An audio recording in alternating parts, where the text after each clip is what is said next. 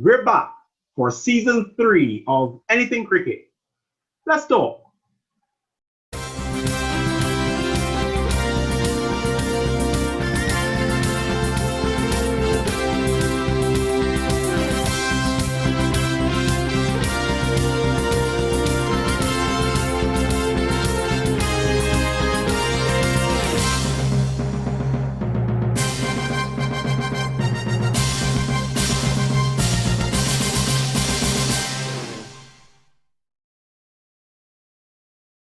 We've got an extended show for you today. First up, Johnny Graves, CEO of Cricket West Indies.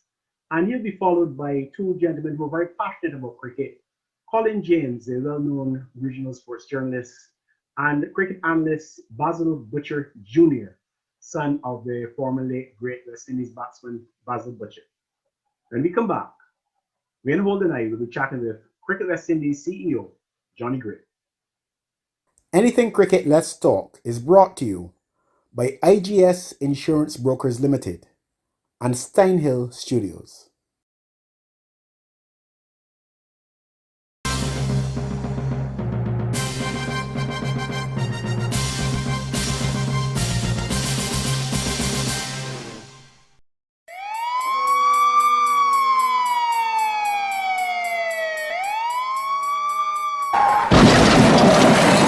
Whatever the challenge that you face, you'll need effective insurance solutions.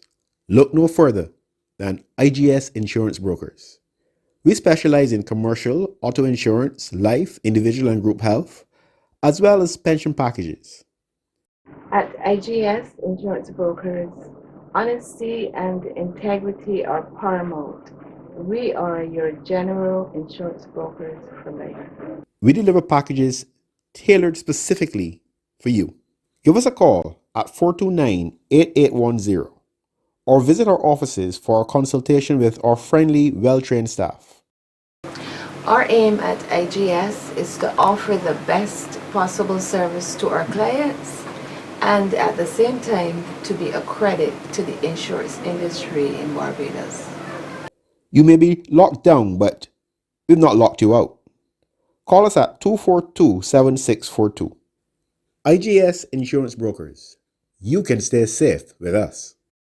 Well, it's great to welcome Johnny Graves, the CEO of Cricket West Indies, to our program once again. Welcome to Anything Cricket Let's Talk.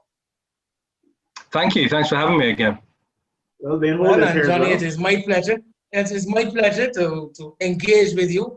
It's a voice that I have heard over the last few years, over the airwaves, and a face that I might have seen from time to time also, but it's actually a privilege now to be actually engaging you on a person-to-person basis. Welcome. Thank you. Pleasure. Well, we could probably start with the recent announcements by Cricket West Indies and something that I deem positive and a success, I would think. The recent deal announced with ESPN in terms of cricket coverage of West Indies cricket, and then followed shortly by the announcement of an arrangement with White Radio in Dominica. Both these announcements have caused some discussion among cricket fans, and people like to know what's going on. And one of the questions that really came out of it, the details really, what sort of dollar figures, the Cricket West Indies is looking at in terms of these deals. So once again, congratulations on being able to get this sort of success. Could you give us a bit more insight into, first of all, the ESPN arrangement?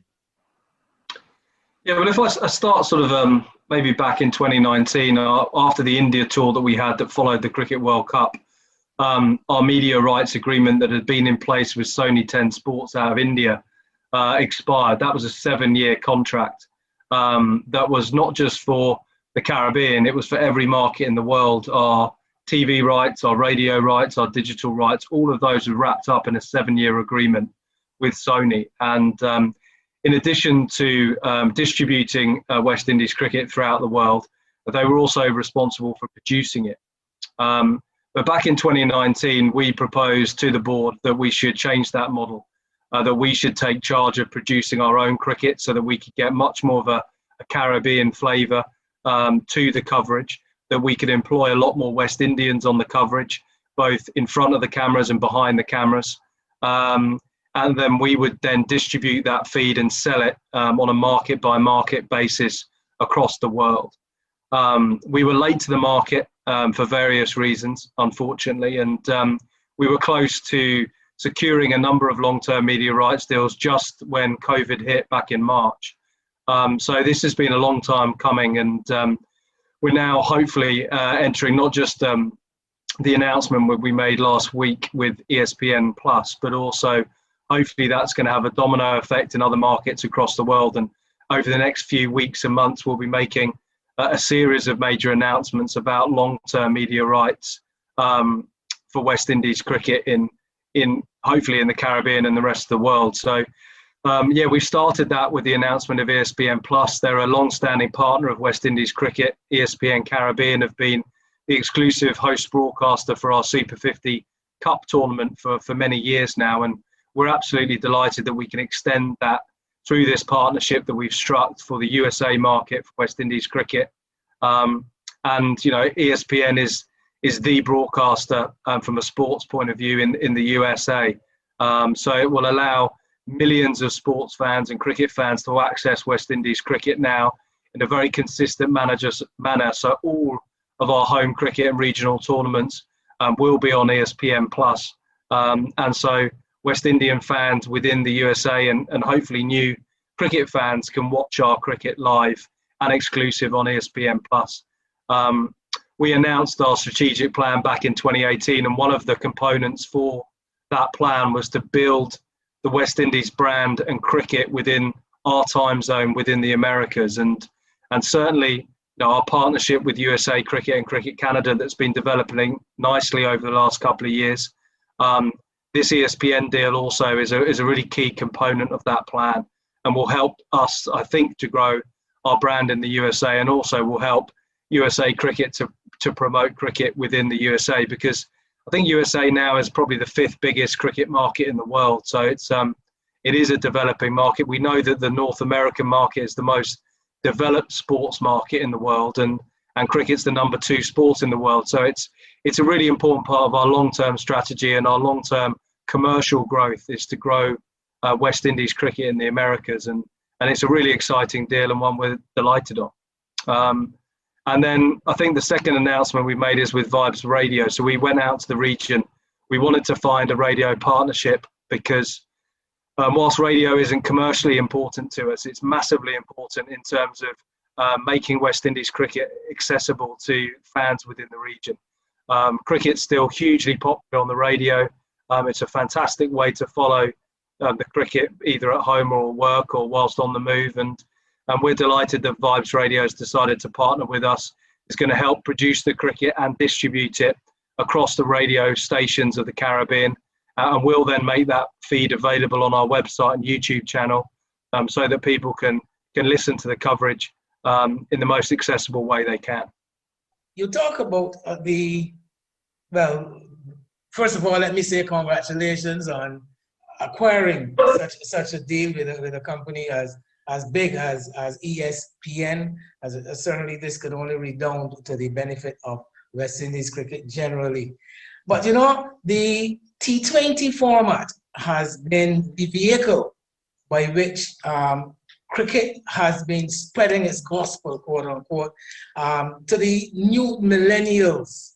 And we have had a dearth of T20 action here in the Caribbean. I wouldn't want to go back into the reasons for certain things happening, but what I would want to say is how can we improvise in any way to get more of the T20 format onto the ESPN platform, particularly I'm talking about maybe local domestic competitions. What is the arrangement or the availability for territorial boards, for instance, to be able to liaise with West Indies to get their product out on this ESPN platform? Yeah, look, I think it's a really good point. There's been a few initiatives both within the Caribbean and around the world that can give us a bit of a case study for that. We had the Vinci Premier League that started. We had a T10 tournament here actually in Antigua played just before Christmas. And there's been, I don't know if you're aware of a recent very successful tournament in Brisbane, the Brisbane T20 tournament that's taken place, which again is effectively local players and local clubs coming together and effectively using that modern franchise system. So local businessmen can buy into the teams, players can put themselves into the draft, and they hold a big local draft, and then the teams come together to play in a week-long T20 format competition that using the power of the internet and a few cameras is then broadcast on the internet, and has been hugely popular within the local communities of Brisbane and Queensland. And certainly the Vinci Premier League, we worked closely with the St Vincent Cricket Association, introducing them to some of our partners, particularly in India now, where Fan Code and Dream 11 is such a big company with millions and millions of fans watching and consuming cricket, but playing a fantasy product at the same time. And they supported the Vinci Premier League. And I think that's a model that we're looking to. We've held a meeting with the chief execs of the territorial boards to explain how that worked. We're also working with companies now that will take the live ball-by-ball scorecard data and also will monetize that around the world. So using the internet, using modern technology, live scoring, live cameras and streaming matches, we believe that, yes, you're right, it's not just international men's and women's cricket, but also regional cricket, as we will prove with the Super 50 Cup probably being broadcast from the 7th of February in more territories than ever before from a global point of view. We also believe that the next level down, that the Caribbean cricket, particularly using one of the unique positions that we have, which is we can play cricket at any time of year, really any time of day. So there is a way, I believe, that we can work with the territorial boards to create a fan base and create really good viewerships and content for local cricket, particularly in those shorter formats, those T10 and T20 versions. And also that relationship between ourselves in the West Indies here and North America, Canada and the USA, about getting local players, regional players, more involved in promoting the continued promotion of cricket in that North American region, and the possibilities, maybe exploring the possibilities for professional involvement for local players, West Indian players in that North American market. Any thoughts on that? Yeah, we had a really good meeting, myself and the president, with our counterparts at USA Cricket, the chairman and chief executive, who we know very well and have formed a very good, positive working relationship with. And they've got enormously exciting plans through their investment partnership with ACE, American Cricket Enterprises. They're going to launch a minor league competition in the T20 format and a major league, probably coming on to fruition in 2022. Clearly, COVID's had an impact on their plans as well. They're looking to build a new high-performance facility in Houston, in Texas. We've had good conversations with them around that, because obviously we've got our own ambitions around developing the old Stanford ground, the Coolidge Cricket Ground here in Antigua, in a very similar way. So we're doing a lot of knowledge sharing with them, as well as our friends at the England and Wales Cricket Board, who have been really helpful with passing on all their knowledge and experience about developing facilities, so that we can take those learnings and create a really bona fide world-class facility here in Antigua, to sort of be the finishing school for all of our young men and women players. So yeah, the USA market is, I agree with you, it's an opportunity as well for the cricketers as well as us as a board. And we gave a number of NOCs to our players to go and play in the USA Open, which took place in Florida just before Christmas.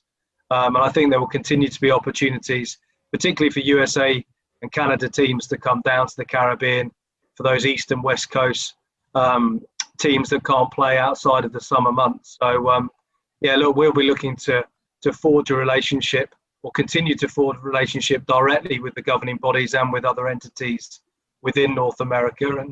And we work very closely with the ICC Americas office, which is based in Colorado Springs. So lots of engagement with our colleagues to the north, and we're also working very closely with other Central American and South American entities to help them develop and grow the sport in their markets. You often hear from Cricket West Indies about the challenges of developing the sport and engaging in various programs because of a lack of funds. And one of the questions that has come out of the whole idea of the having ESPN and so on engaged is the issue of the dollar figure. Could you throw any light on that? What sort of money you're talking about in terms of the ESPN deal and the Vibes Radio deal? Yeah, look, I mean, as I said before, the ESPN deal is a fantastic start to our announcement of media rights. We need to secure similar deals across all the major cricketing markets in the world. So we will hope that this will be the catalyst to announce major deals in South Africa and Sub-Saharan Africa, in New Zealand, in Australia, in the Middle East and North Africa, in the UK, which is always will be our number 2 market for us, as well as the Caribbean itself. And then, still by far the biggest deal that we will do will be in the Indian subcontinent, whether that's for the whole Indian subcontinent or whether we can break that up and do separate deals in Bangladesh, Pakistan and India. But India will always be our number 1 market. In total terms, we're looking to secure, we know the broadcast market is stressed. We know broadcasters, even before COVID, were under enormous pressure with their business models. So most of the international boards are expecting a drop in broadcast revenue. We've obviously got a new model now where we've got now a cost of our broadcast revenue because we have to produce and pay for our own cricket. So we're certainly expecting that over the next 4 to 5 years, we will secure, and our ambitions are to secure at least the same net revenue as we had going into this new cycle. The last cycle generated, as was reported, I think at the time, about $90 million over 7 years. And certainly our expectation on an annual basis is to try and get the same. One of the other key things we're trying to do is make sure that, unlike the last deal where we had enormous peaks and troughs between when India and England would tour and when other nations would come, and we had to manage those cash flows with swings of tens of millions of dollars, which was enormously challenging. We're trying now to secure flat revenues across the years, irrespective of who's touring, which will help us significantly in managing the business, because raising finance in the Caribbean has always been a challenge in terms of being able to finance those fallow years between an India or an England tour. So all of these deals are 7-figure deals and multi-million-dollar deals, but really we'll only rest maybe briefly and congratulate ourselves once we get to the end of that process, and when we can reassess the business. We pretty much know what our ICC funding is. We've got a very robust sponsorship program that's been developing nicely over the last couple of years, and it's really that broadcast revenue that we want to secure. And then it's really a case of making sure that we can learn from the past and make sure that we've got a sustainable business model moving forward. And that's ensuring that we only spend the money that we have and that we make really good choices around our cricket programs, and that we make sure that we have the funds in place. And I've been very clear actually for the last few years that we will never have enough resources as Cricket West Indies, and that we have to partner with the private and public sector within the Caribbean in order to grow our revenues, in order to invest in not just the elite programs of our international men's and women's and professional cricket, but we have to invest in robust and well-funded primary school, secondary school and community club programs and facilities if we want the cricket sport to continue to be, one of either the number 1 or number 2 sport in each of the territories in the Caribbean. And we can't take that for granted, and that investment needs to come, and we're going to have to work, as we've tried to do over the last couple of years, repair government relations, have really good dialogue, and try to get a plan in place where together, using our resources, of course, but also using public and private sector funding, we can look to put in plans to ensure that cricket has a real vibrant program at schools and club level. We have heard, if I may use the word, the claim of West Indies being still one of the most popular brands when it comes to to cricket on the world scene. But how does this equate in money value, in value coming back to Australia and the Caribbean, this popularity of the West Indian brand? Well, we know, for example, in 2019 when England toured, hundreds of English Army fans and others flocked to the region, and there was an enormous economic impact of that tour, way in excess of $30 million across the tour. So we know that when England come in particular, there's a huge following. We know that from this summer, the 3 test matches we played in England were the most watched test matches ever in Sky Sports history. Now, some of that is clearly COVID related because of the lack of other sports and entertainment that was happening at the time. But for England v West Indies to be more popular than the Ashes series, is testament to how much, West Indies cricket is still loved and admired by cricket fans around the world. We are currently the world champions in the T20 format. Our players are, the stars of many of the leagues that happen around the world, and the maroon shirt and cap is still iconic from a sporting perspective.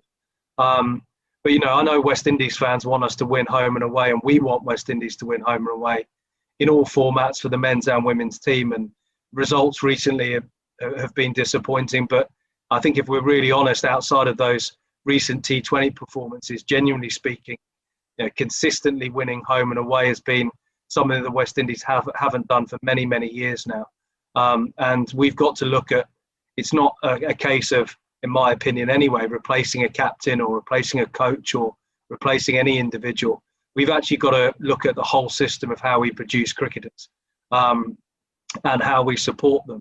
I think it's too easy to blame cricketers to say that they don't care or they don't work hard enough, or this captain's wrong or this coach is wrong. The system that we produce cricket has not evolved to the extent of other places in the world. And if we look at the big 3 as they're now known, England, India and Australia, but also other nations that would have been below West Indies in the pecking order for many years, even now the likes of Bangladesh and Sri Lanka and South Africa and other places have much better coaching systems, much better facilities, and much more robust high performance programs for the best young cricketers to execute and develop their skills so that they're more prepared for international duty when their time comes. And that's something that Jimmy Adams and his team have been looking at very, very closely for the last 18 months. Jimmy spent probably too long and frustratingly too long to build his team here at the centre. But he now has all the components of a high performance department working underneath him. And that team is now starting to do their work, as we say, the sort of under the levels beneath the West Indies men's and women's team. And it's at that level now that the focus will start to come. We think with the leadership of Phil Simmons and the leadership of Courtney Walsh, we've now got hopefully stability with our men's and women's team, which allows Jimmy Adams and his high performance management team to really now look at the next level down. And that's not just the elite men and women at franchise level, but also going into under 23s, under 19s, under 17s, under 15s, under 13s, under 11, and looking at how players can progress through that pathway, how we can support them, how they can have access to not just technical coaches, but also strength and conditioning, nutrition, sports science and medicine, psychology, nutrition, all the components of building a West Indian cricketer. So we need to expose them to leadership, captaincy, tactics, all those different things, so that when they finally make it all the way up to hopefully getting their maroon cap and representing the West Indies at international level, they're better prepared than they have been in the past, as well prepared and supportive as their counterparts in the opposition. And that we can get back to where every single fan and every single lover of West Indies cricket wants to get to, which is the West Indies taking the field in any format, anywhere in the world, with either our men's and women's team, with a belief and hope that we can win. And I think certainly that hasn't been the case in recent times, where we'll start many series with many fans who are realistic, saying, we're probably not going to win. And that's a real disappointment to everyone involved. And it's something that we're all very focused on trying to change. A lot has been made of the fact that because of the lure of the T20, well, the franchise cricket around the world, a number of our quote unquote best players have not been, well, universally available for West Indies selection, and maybe to the detriment of our performances on the field. But again, there's another component that I think we should bear in mind, that this is also a revenue earner for West Indies cricket. How significant is that? I mean, the fact that once our players are engaged on the franchise circuit, there is some return for West Indies cricket. Yeah, you're right. I mean, we've done well to negotiate what we call release fees. We believe they're solidarity fees, so that when our players are going away and generating such excitement and commercial value for these leagues around the world, that we need some of that money back to put into our grassroots systems. We split that money between the territorial boards and the local clubs. Those players that play in those leagues were registered with from a young age, and that helped their development to become the global superstars that they are now. We don't have that, although we've lobbied very hard at ICC level and continue to do so, because we firmly believe that should be an ICC policy that's consistent across all the leagues, that solidarity payments come back to the boards that have invested so much in producing these cricketers for these private leagues around the world. But we have those agreements in place with the Pakistan Super League, the Bangladesh Premier League, the T10 League that's currently happening in Abu Dhabi, as well as the IPL, which is clearly the biggest revenue earner for our players and therefore for us as a board through release fees. But you're right, we've got to find a balance between providing revenue generating opportunities for the players and also protecting our own cricket, because one thing that we've been very keen to do is make sure that myself, Jimmy Adams and the rest of the administration here give the selectors, the worst possible and toughest job, which is make everyone available to them for selection. And certainly when I joined, there were a number of players who were banned for West Indies cricket, didn't want to play for West Indies cricket. And I think certainly we found now that all the best players in the Caribbean want to play cricket for West Indies. All the players were available for the 2019 World Cup. All of the players will be available for the World Cup at the end of the year, and all of them want to play. We've had this sort of exceptional circumstances under COVID, where the conditions and the uncertainty of international regional travel, as well as quarantine and state quarantine requirements when you return to the Caribbean, has led to a number of players not wanting to tour. But that's certainly not, in all my conversation with them, any not desire to play for the West Indies or to choose playing for leagues over and above playing for West Indies. And I think we'll certainly see in the Super 50 that's about to start in a week or so's time, all the best players who want to play 50 over cricket playing in that. And I think that really bodes well, because we want to see young and exciting players coming through.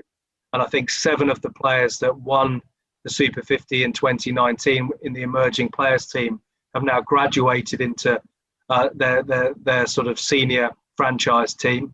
But we've also got some really experienced international players playing, and we need those international experienced players to help mentor the youngsters through. And I think we'll get the balance right, and certainly having that IPL window, so that all of our players that are lucky enough to get an IPL contract, which is still the most lucrative by far in world cricket, they have the full opportunity to earn money there. They also have the CPL, and we've got a much closer working relationship with CPL now, so that CPL can not only be a benefit to the cricketers and be great entertainment for our fans, but it can also strengthen and help to strengthen West Indies cricket as a whole. And we're working very closely, not just with CPL, but we're about to hopefully have the first ever meeting between Cricket West Indies and the franchise owners, to say to the franchise owners, look, it's great that you're investing in cricket, investing in our product, but how can you actually help the grassroots of the game? How can you help us to develop the next generation of West Indian players? And that's a conversation that should have taken place, in my opinion, years and years and years ago, but it's now happening. And I think it's that philosophy of working, improving our relationship with stakeholders, and asking the question and being honest that we can't do it all on our own, and we want their help and support. And how can we partner together? How can we work together to strengthen West Indies cricket at every level. And certainly that's the philosophy and that we come from, a cricket first philosophy that's about strengthening the cricket and being honest with our appraisal of where we're at, which is at every single level in our system, we need to improve what we're doing. And we can't continue just to blame funding as the only reason or the only issue that's stopping us from doing it. We've got to become creative and use technology and continue to drive down the costs, but also not just simply sit back and say that we need more money to do anything. We've got to roll our sleeves up and improve cricket at every level within the constraints that we have.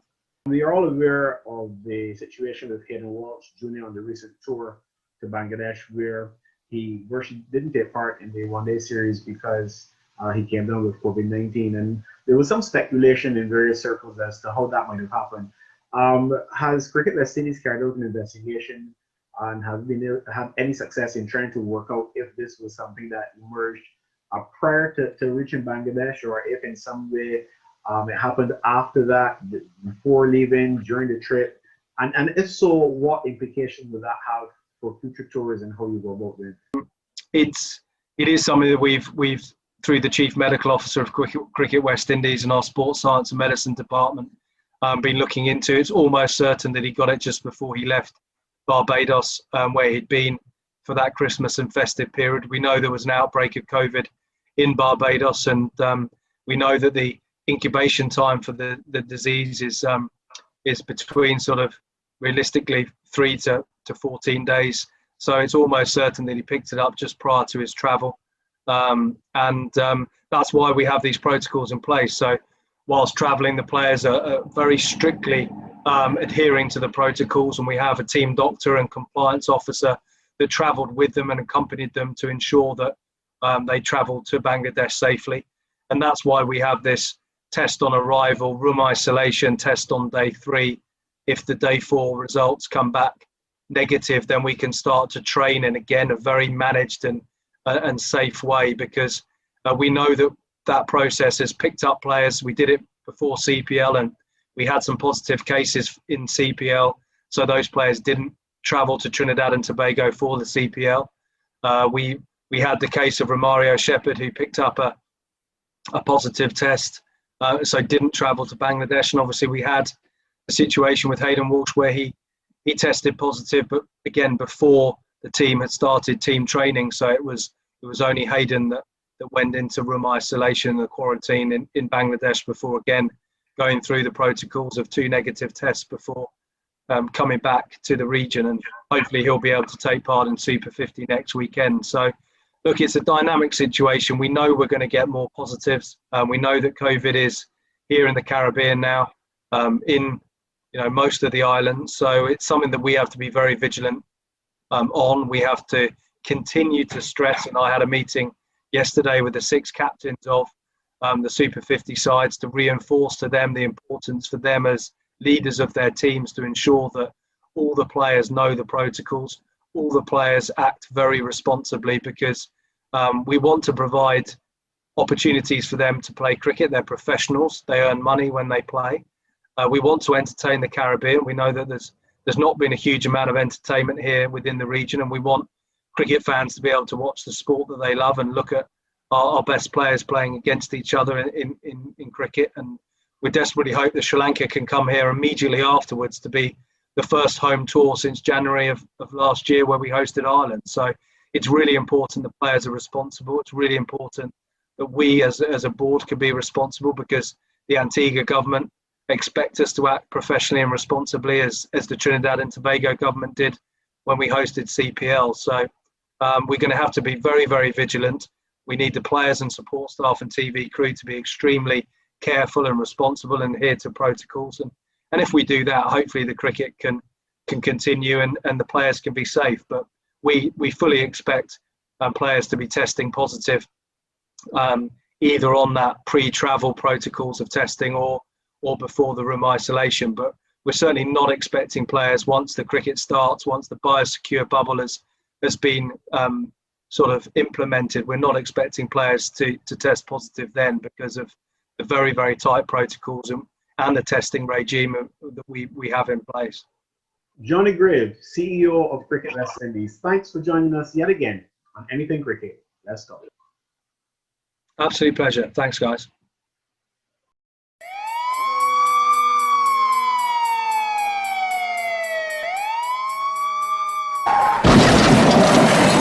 Whatever the challenge that you face, you'll need effective insurance solutions.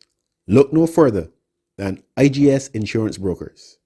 We specialize in commercial, auto insurance, life, individual and group health, as well as pension packages. At IGS Insurance Brokers, honesty and integrity are paramount. We are your general insurance brokers for life. We deliver packages tailored specifically for you. Give us a call at 429-8810 or visit our offices for a consultation with our friendly, well-trained staff. Our aim at IGS is to offer the best possible service to our clients and at the same time to be a credit to the insurance industry in Barbados. You may be locked down, but we've not locked you out. Call us at 242-7642. IGS Insurance Brokers. You can stay safe with us. Well, Wayne, we have some first-timers on our show today. Not first-timers in terms of their involvement in cricket, their interest in cricket, the passion, that they have for cricket. But first-timers in that they have not interacted with us on the Anything Cricket Let's Talk show. So let's say welcome to Basil Butcher, and I must emphasize Junior, Basil Butcher Jr., and Colin James. And of course, Ben, I know that you are familiar with these gentlemen. Basil Butcher Jr., of course, the son of the former and late great West Indies batsman Basil Butcher. And Colin James, a well-known journalist throughout the region who has edited sports magazines. He has done some commentary. He describes himself as a cricket pundit and a man who's done nearly all of it at the regional level in terms of sports coverage. Welcome, gentlemen. Welcome. And let me say too, Philip, you call them first timers. I would also like to add that we have two big timers. actually, that's my bad because I really should have said that. Forget the first time aspect of it. That's not significant. Two big ones. Big timers. But it's great to meet the gentlemen. Of course, I would have met Colin some years back. I believe maybe as far back as 2007 during the ICC Cricket World Cup here at Kensington Oval. And of course, it is great to meet the son of the Butcher, the great Basil Butcher. And as I said earlier, before we came online, to put a face to the character. All right. So welcome both of you, gentlemen. Thank you. You know, gentlemen, we are smiling and laughing now, but in a couple of hours, a day or two, I hope that we can still smile and laugh with the in the same way we're doing now, because as you know, West Indies is about to take on Bangladesh in the Test series, and it's a nominally nothing a Test series for the West Indies, regardless who you're playing, but even more so now with this second string team, if you will. So let's start maybe with Colin. What's your take really on what's on this series between Bangladesh and the West Indies, second string team, Bangladesh blowing away the one-day side. What are your expectations over the next few days? I think the West Indies for an uphill task in Bangladesh. The home, and with the West Indies having several first choice players, it is a challenge for those players who would accept the invitation to try to take an update and game such as that they'll be competitive. And that is the challenge that I think most West Indies fans would expect that will live up to. That they'll be competitive in this match coming, that they can fight, they can stay and give the Bangladesh team a run for their money. But having said that, we all know that the team struggled badly in the one-day internationals, and it's going to be a case where these players who would have who are trying to fill the void left by the senior players who have opted not to Bangladesh, even step up in a big way so they can be competitive. We're not expecting them to win from the first ball. But if they are comfortable over the 6 of the first sessions or so, maybe the first 2 days, then it's a likelihood that would pull thing out of the back, out of the hand. But to stay competitive, one I believe that is and that is they will instill in the players going into this test match. Take it one session at a time and be as competitive as can be. Basil? Well, first thing, our bowling attack is almost first team, barring Jason Holder. But my biggest concern is our batting, which has been a big problem. More so in recent times, and so is there where I'm keeping my fingers crossed to see how our batters can apply themselves especially the newer guys in conditions that is foreign to them, and against pretty good bowlers in those conditions. Just like what Colin said, I would like to see our guys compete, fight. Don't just throw it away. As I was telling a friend the other day, watching South Africa against Pakistan in the second innings, when Van der Roosen and Markham put on a partnership over 100. That's the kind of fight I want to see our guys do. Because look at Van der Roosen. This was his first time playing in the subcontinent. And he made adjustments. You can see he made adjustments, both of them, from the first inning to the second inning. And that's the kind of thing I would like to see our guys doing. Van, I'm sure you have some questions for these gentlemen. Well, I'm not so much going to start with a question, if not to go back and forward. But I want to say that at least this team, the test team, to compare with the one this side that we put out, has a bit more experience. It offers a bit more experience, and I stress the word a bit more. But I want to, as I said, go back to come forward, and I lay the blame for the debacle in the one-day internationals clearly at the feet of the selectors. As I said, I want to put out a statement here and I get a reaction from all of you if possible. It have been better for the West Indies selectors to have put out a team comprised mainly of the test team for those one-day internationals. Given that we were without quite a number of our leading players, do we have the resources to select two separate teams, a one-day international team and a test team for a tour? And basically, we surrendered those 30 points that are offered for the one-day qualification towards the World Cup. So I'm positing the view that we should have selected a team made up mainly of the test players, supplemented by a few of the other players who would have come in to make up that one-day side. And I'm sure that we could have seen a somewhat better performance. Even if we didn't win, we would not have been as embarrassed as we have been. I mean, West Indies look out of place. Listen, I have been around long enough to have seen Sri Lanka, Zimbabwe, Afghanistan, Bangladesh, Ireland make their debut to international cricket, and none of them look as bad as that side that the West Indies put out. The West Indies, that is about the poorest side that I've ever seen play cricket at the one-day international level. Well, before we bring in Basil on that, I just to maybe try to share, to try to understand where we are coming from. Whenever I think of that series, my mind goes back to one particular shot, and don't misunderstand me. There were probably 100 things that were bad, but somehow I can't get that slug swipe from McCarthy out of my mind. I think it was the second ODI, if I'm not mistaken. Because given this, I mean, I don't even know if it would be justified off the last ball of a T20 game back in first. But given that the side was in trouble, you had so many overs to bat. I tried to work out, what was going through his mind at the time.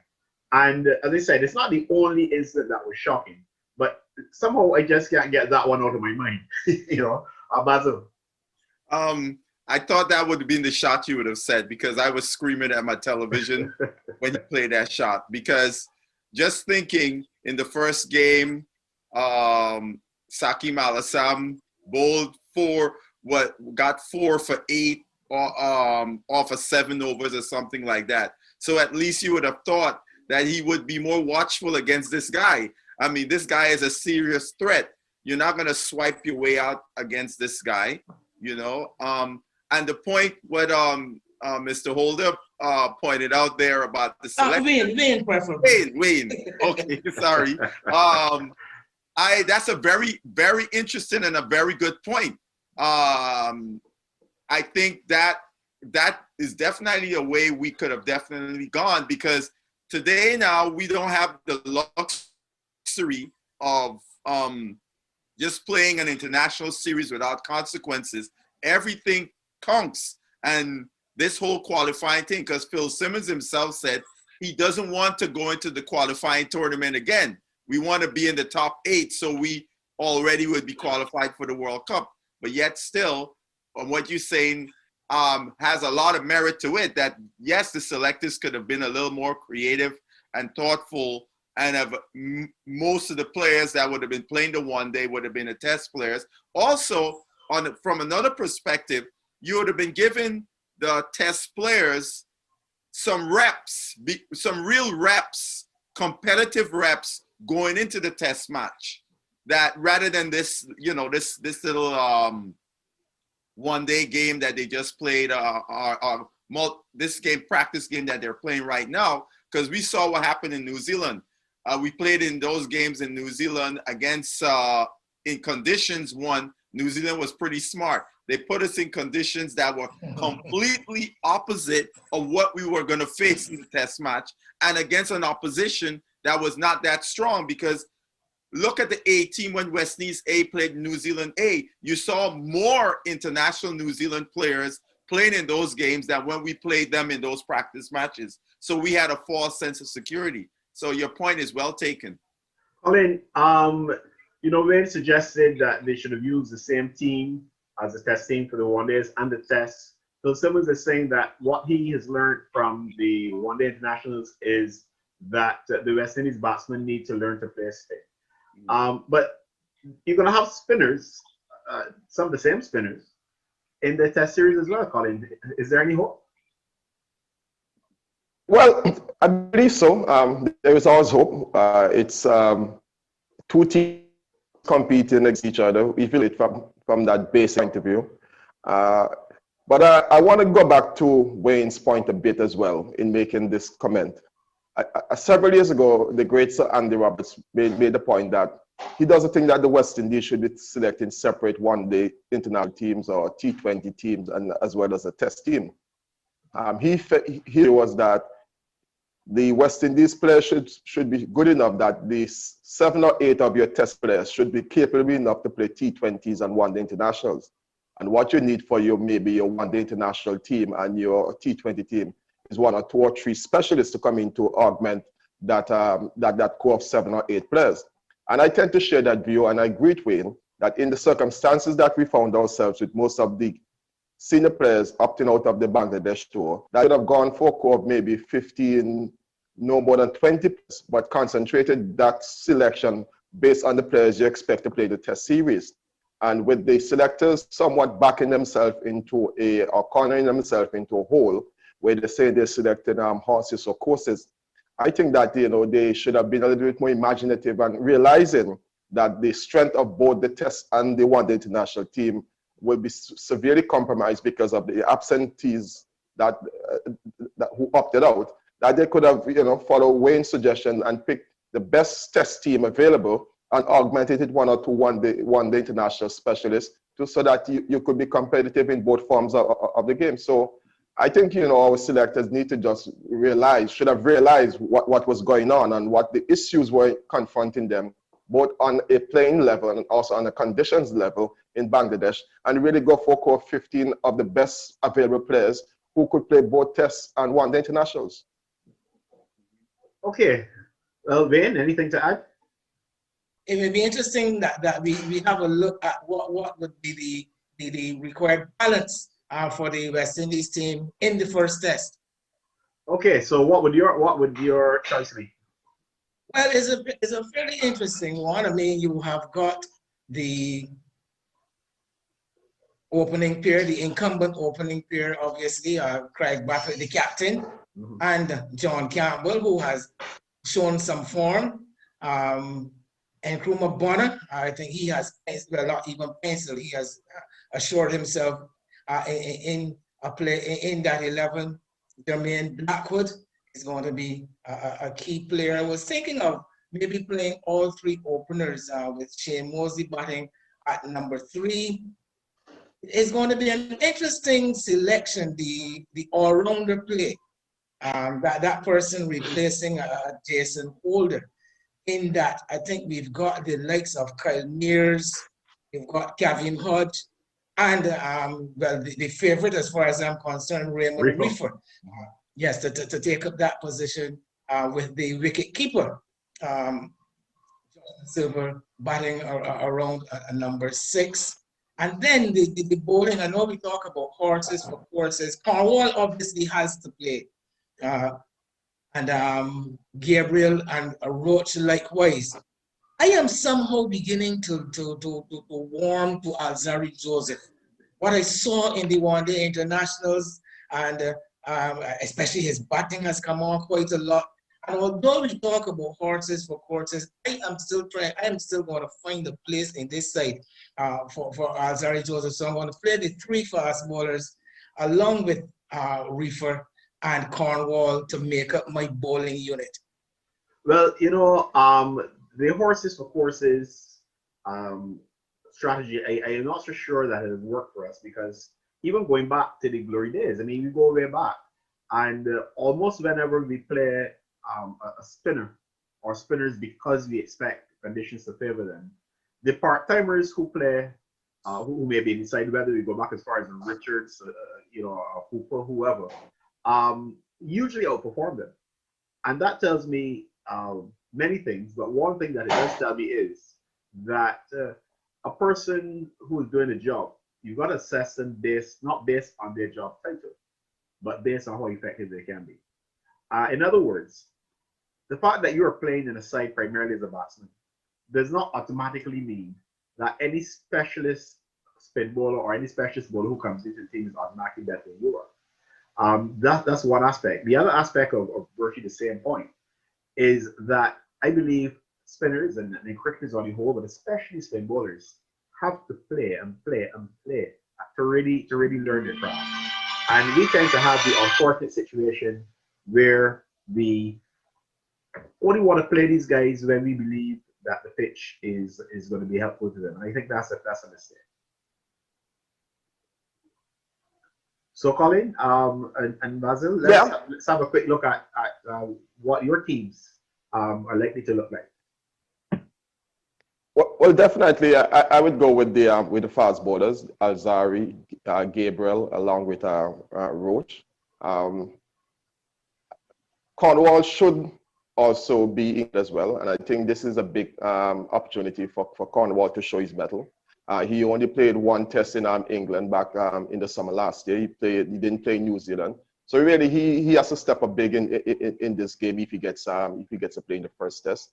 And I will also go with Raymond Reefer as the all-rounder, because he too has been around the squad for the last 2 overseas tours. So if he has been selected in 2 tours and didn't play much, this is an opportunity for him and for the selectors to prove that their confidence in him is worth the merit. I like the batting lineup by Wayne, and I'll go with that along with the keeper. So I see some similarity between Wayne's team.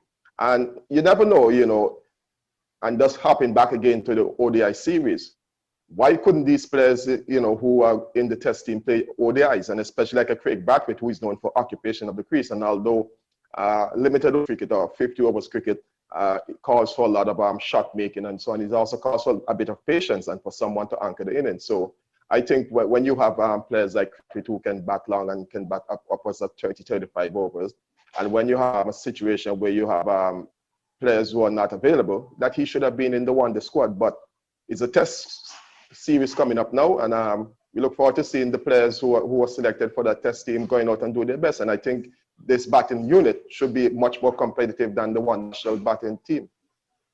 Basil. I pretty much agree with the team that Wayne picked. That would be the team I would have picked myself for the similar reasons. And then looking at the guy Mosley, I mean, he made runs in New Zealand, so I would think that that would be one of the reasons you want to give him a look. He did well at the A-team level, so let's see what he's going to do at the test level, right? So I would go with pretty much the same team that Wayne outlined earlier. Well, gentlemen, sorry, Basil, go ahead. No, I'm done. No, I was going to say what we overwhelmingly we've gone for that team. Jamel Warrican would have been another possibility if you change the balance and you wanted to carry the extra spin bowler. Of course, it would mean leaving out probably Alzari or Reefer, either one of the two of them. And also we could have also had a close look at Kyle Mears, who again, his claim to a place in the West Indies team really is based on his first-class performance in the last regional competition. And we must be reminded not to get carried away to strengthen Philip's point about this thing about being an all-rounder, because I think Kyle Mears' claim to a place in this squad really is through his batting. And maybe he can be considered for one of the middle-order players. But outside of Mears and Warrican, I think I think I can agree with all you gentlemen about that 11 that we have selected. So you wouldn't look at Permal. Well, Permal for me was more reserved, more backup. If you remember, Warrican being the incumbent. All right. You know, Warrican, unless you want to play a third spin bowler, then Permal will come into the equation. Okay, gentlemen, before I let you go though, Colin in particular, I know you are very much tuned into the Super 50, which is also coming up and just around the corner. What's your take on it? I know you'll be doing some commentary and covering it. How ready really are you for the Super 50? Yes, I think Cricket West Indies and the local Antigua Barbuda Cricket Association bodies will be more than ready to host the Super 50. And I say that from the point of view that back in December, the local Cricket Association hosted a T10 tournament, and the necessary protocols that would have been mandated by our Ministry of Health in Antigua and Barbuda would have been in place for those T10 matches, which were played at the Suburban Cricket Stadium, which is one of the venues for the regional Super 50.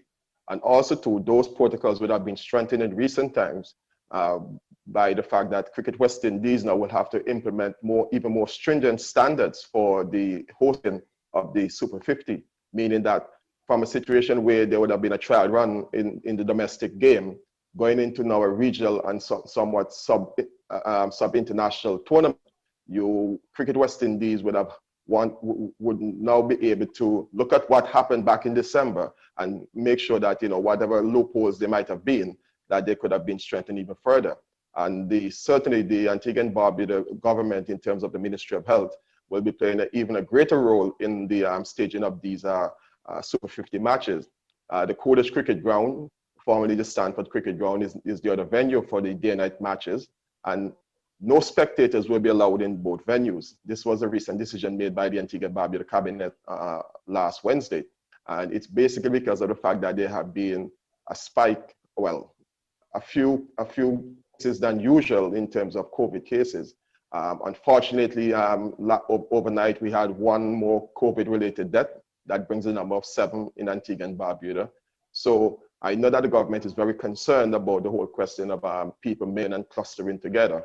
And that's why they would have mandated Cricket West Indies. There should be any spectators inside the venues. So it's going to be a secure bubble, if I can use that term. But I expect that this the Super 50 will be on the very strict protocols, and the players and the media, the camera crew from ESPN and also the local, also the regional commentating crew they would be also be well secured in both venues, both at the Severin Stadium and at the Kurdish Cricket Ground. But I think the cricket will be exciting, Philip, when back, because these are players from all the teams who will be hungry now to stake a claim for the series against Sri Lanka coming up. And I think, you know, that with some of the best available T20 players in the world and some of the best one international players in the Caribbean available for their respective territories, this is going to be an exciting tournament. Already, the Leopards have already played 2 practice matches against an Antigua 11. The Leopards won the first game by 5 wickets, low scoring 140 by the Antigua team, 141 by the Leopards. But that was on Tuesday, but on Thursday, the tables were turned, where the Antigua team chased down 208 to defeat the Leopards by 2 wickets. A young guy by the name of Colin James, he made a century for the Antigua team. The Leopards would have used those 2 warm-up matches. Any relation to Colin James? No relationship, except that I know him quite well, and just like I would have assisted him, my father would have assisted his father when he was playing cricket back in the 70s. But no relationship whatsoever. Okay. But I was just saying, making the point that the Leopards would have basically used these 2 matches and one again on Tuesday. Next Tuesday, they're playing another game to really see how they can really pick their best team or get their players some needed practice, because over the years, the Leopards would always struggle because of a lack of preparation. This time around, the players have been in Antigua for over a week, and they would have had the benefit of 3 practice matches before the tournament starts. Just one point about the Leewards team, and I don't know if it has sorted out as yet. Kieran Powell, the New Vision West Indies top order batsman, left-handed batsman, there seems to be some issue with him in terms of his place in the squad. There was some issues about accommodating him with some sort of personal request. The Leewards board was adamant that he has to go into the bubble as the other players. Up until Thursday, I don't think he played in that second practice game. But here he's hoping that that issue can be sorted out on a personal level and he can join the squad, that's Kieran Powell, and be available and give the Leewards that added extra strength they might need in terms of his batting and his experience that he brings to the Leewards team. Since you brought that up, Colin, I was just about to release you, but I can't do that. I've no found further evidence to charge you. And I don't think it's unfair to say that Powell has had his issues, if you will, with management, probably more so, I think it's safe to say, at the West Indies level. And not too long ago, you had, there was this call or this accusation that the West Indies selectors may have been a bit harsh on him in not picking him and identifying fitness as an issue. Now, I don't know that the whole thing about fitness, when we take everything into consideration, has convinced anybody that is the reason why Powell would be left out of the recent tour. Here we are again. What's really going on? Do you think that the issues with Powell over the years can really explain why he has not been in favor with the recent West Indies selectors? Well, I don't think it's a fitness issue totally. I believe the fitness issue is used as a convenient excuse or reason. I think Powell is a very, I see him as one of the more articulated, maybe intelligent minds within the whole regional cricket setup. And I believe sometimes he looks at the bigger picture in terms of himself and maybe not into the team. I may be wrong in saying that, but this is just my perception. Now, here we have a situation where he's asking for his partner to be accommodated with him in the Leewards bubble. That's my information. And Philip, you might have to defend me if I'm going I'm stressed. I'm stepping out of bound. But the point is that if I have to defend you legally, I think you could as well plead guilty. I don't have those. But that seems to be. I don't have those qualifications. I'm not training. Okay. But the issue stem from how he wants to feel comfortably within that setup. And my view is that if the Leewards were to allow him to have someone accompanying him in their bubble, well, that should open to other players as well. And if they do that, it just doesn't make any sense whatsoever. So I think Powell really has to tell himself, look, I'm part of this squad, I'm part of this team. Let me confine myself to the dictates of the management and the Leeward's authority. Settle down, concentrate on playing good cricket, make some runs again, and put myself back into the frame of mind and put myself back into the minds of the selectors and go back and play cricket for the West Indies. Well, the silence of the other gentleman would suggest that they too recognize my limited skills as a defense attorney and are deciding to play. And they've decided to play safe. I don't blame them. They've got some time issues anyhow.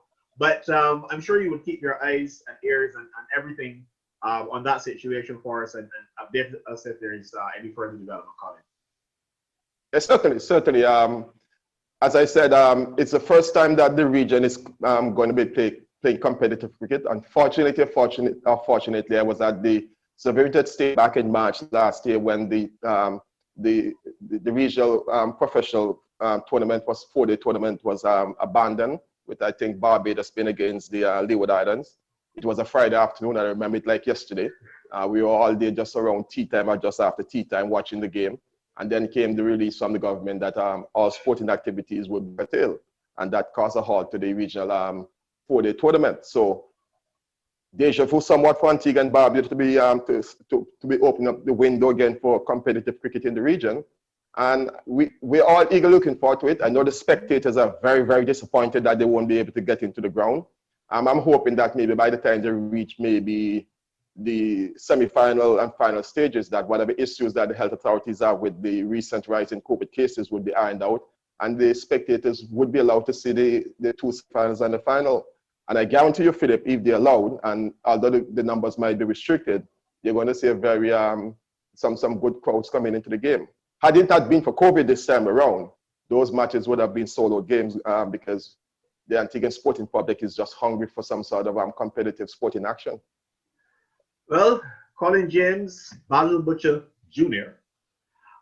Thanks very much for joining us. I hope you don't mind that we will be calling on you again very shortly with all this cricket being played, Colin. Especially with the Super 50. Not at all. You're one of the few privileged ones who will get to see it close up. So we will be dependent on you. You'll be our eyes and ears, and of course, Basil. Certainly. Keeps a very close eye on West Indies cricket, keeps the social media very busy indeed. So Basil will be calling on you too, because we tend to do sometimes we do a daily analysis of the test match. I think we may very well have that in place here on Anything Cricket Let's Talk. And, I have one question that you guys could answer. We have a lot of guys who are playing in this tournament right now in Abu Dhabi. And I was looking at the cutoff times when that tournament is supposed to be finished. Say if your team got to the final, it would be February 6th, right? The tournament in the Western in Antigua starts on February 7th. I notice you have guys there from both the Windward and Leeward Islands who are going to be playing the first game on February 7th. One guy being the captain of the Leeward Islands. So Colin could probably comment on this. How is that going to be working out?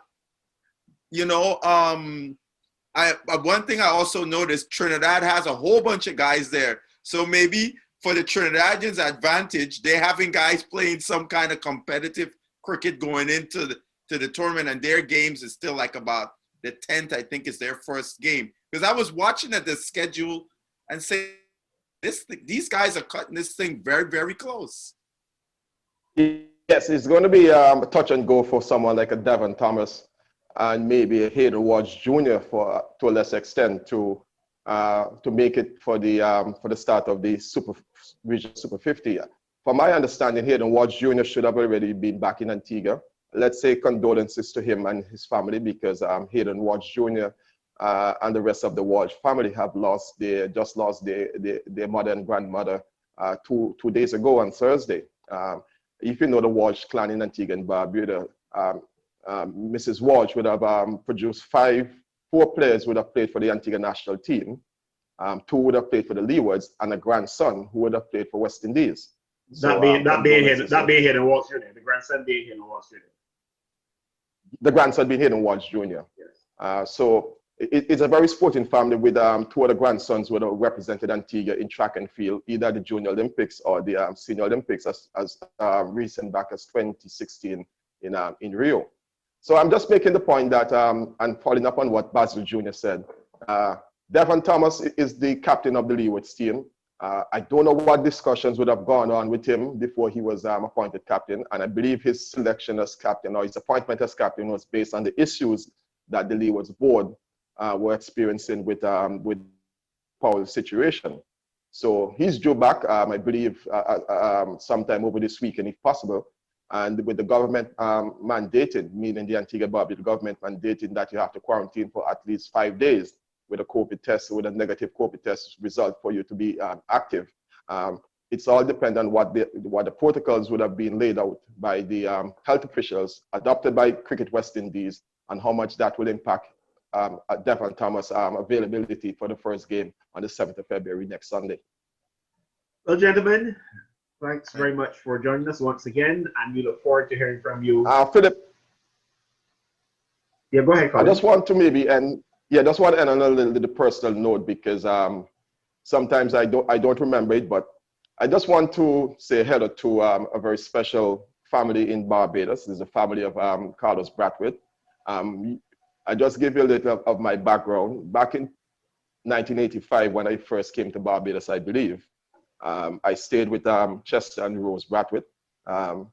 I just believe that, from that point of view, I have to, maybe say a shout out to Chester and Rose, because I would have known Carlos from a very young age through a relationship that his mother Rose had with my mother. And I just felt that it was, a nice touch for me to say hello to that family. Fair enough. In terms of Chester, I would have played some cricket with him. That would have been a long, long time ago. Very long. In fact, I can assure you that Carlos was nowhere on the scene on this earth when that happened. Right. That shows. Or maybe contemplated. But I'm not even sure back then even it was that long ago. Okay. So yes, I know Chester quite well, and more recently I ran into him, and we talked cricket briefly, and so on. So yes, I can also identify with that family from that perspective, in terms of Chester. So I'm sure they'll be glad to get your reading. Thank you. Okay, so we'll be back on Anything Cricket. Let's talk. Whatever the challenge that you face, you'll need effective insurance solutions. Look no further than IGS Insurance Brokers. We specialize in commercial, auto insurance, life, individual and group health, as well as pension packages. At IGS Insurance Brokers, honesty and integrity are paramount. We are your general insurance brokers for life. We deliver packages tailored specifically for you. Give us a call at 429-8810 or visit our offices for a consultation with our friendly, well-trained staff. You may be locked down, but we've not locked you out. Call us at 242-7642. IGS Insurance Brokers. You can stay safe with us.